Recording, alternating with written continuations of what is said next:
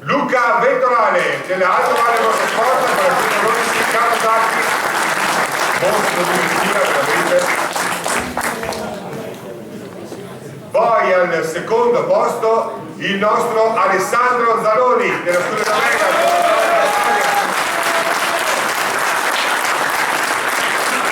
E i due silhouette Luca Venturale, Alta Valle Motorsport con la 112 motorizzata Kawasaki.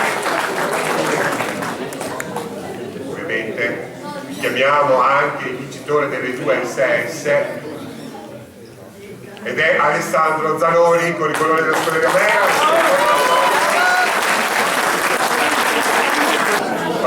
Adesso passiamo alla L2 Silhouette 1600. Al terzo posto Enrico Zaldonà del Fanny Team con il suo Fiat 500.